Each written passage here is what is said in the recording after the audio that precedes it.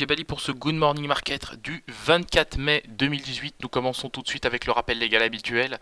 XTB France informe les participants que la présentation à venir et les informations qui vont être dispensées ne constituent pas en aucune manière une sollicitation ou incitation à acheter ou vendre des produits financiers. Voilà, nous commençons tout de suite avec le calendrier économique de ce jeudi 24 mai. Vous le voyez, salve de statistiques attendues aujourd'hui, donc on se focalisera essentiellement sur le discours de Mark Carney qui parle, qui prononce son discours au moment où je vous parle. On aura aussi les ventes du détail du mois d'avril au Royaume-Uni, donc ça c'est bien évidemment une statistique importante relative à l'inflation et qui va sans doute avoir pas mal d'impact sur les cotations. On aura ensuite les publications du compte-rendu de la dernière réunion de politique monétaire de la Banque Centrale Européenne. Donc bien évidemment, compte-rendu attendu à 13h30. On aura ensuite les inscriptions hebdomadaires au chômage aux États-Unis et la séance se terminera d'un point de vue statistique évidemment, économique, avec les ventes de logements anciens du mois d'avril aux États-Unis, donc statistiques attendues à 16h. On aura aussi par ailleurs pas mal de discours de part et d'autre de membres de la Réserve fédérale et de la Banque Centrale Européenne, donc Peter Pratt qui est le chef économiste de la Banque Centrale Européenne.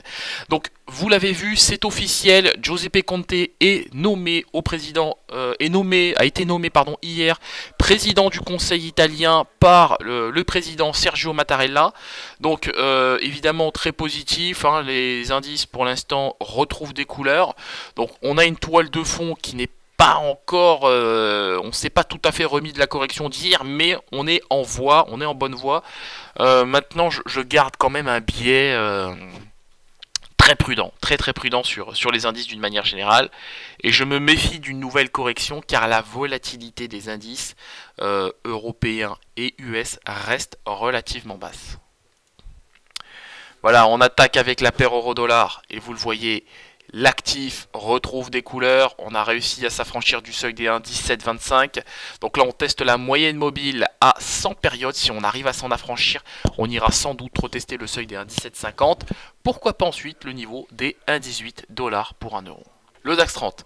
Le DAX 30 qui vous le voyez a ouvert en gap baissier aujourd'hui et là on est en train de le recombler ce gap.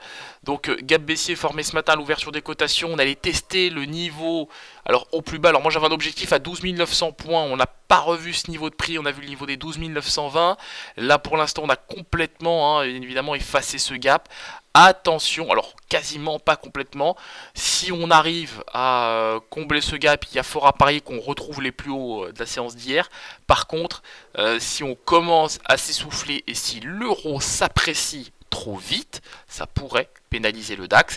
Et donc, si ça le pénalise, je pense que ça le pénalisera sans doute en direction du niveau des 12 920, voire même 12 900 points tout court sur cet indice. La frontière technique journalière est bien évidemment maintenue sur le seuil des 12 970.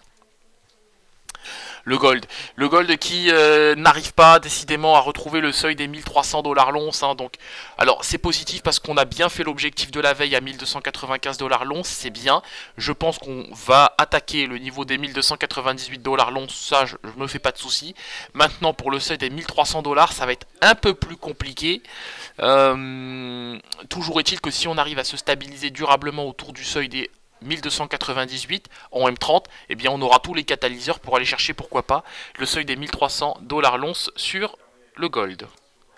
Allez, le WTI maintenant, donc on l'a vu hier, mauvaise statistique aux États-Unis, les stocks de pétrole de brut les stocks de brut, pardon, je devrais dire, ont augmenté de manière significative, plus 5,7 millions de barils pour la semaine terminée au 18 mai, si je ne dis pas de bêtises, oui c'est bien le 18 mai, donc évidemment un statistique qui a pénalisé les cotations. On a bien fait l'objectif à 71,2$ le baril, je conserve un biais baissier sur le contrat WTI et je pense qu'on va revoir ce niveau puisqu'il y a une très belle zone de single print sur le seuil des 71,2$ le baril, d'autant que les stocks d'essence ont augmenté alors même que nous sommes en pleine driving season. Donc vous le savez, c'est cette fameuse saison où les étudiants américains partent en vacances d'avant-examen, donc c'est ce qu'on appelle là-bas le spring break, si je ne dis pas de bêtises, et les stocks d'essence qui augmentent au moment de la driving season, c'est pas quelque chose de très positif.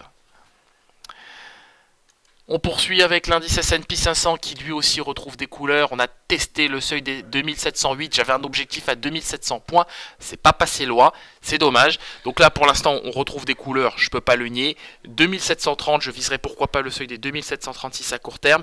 Maintenant, si on n'arrive pas à s'affranchir durablement de ce niveau de prix, j'aurai tendance à shorter ce niveau en direction des 2726. Donc short 2736 pour target 2726.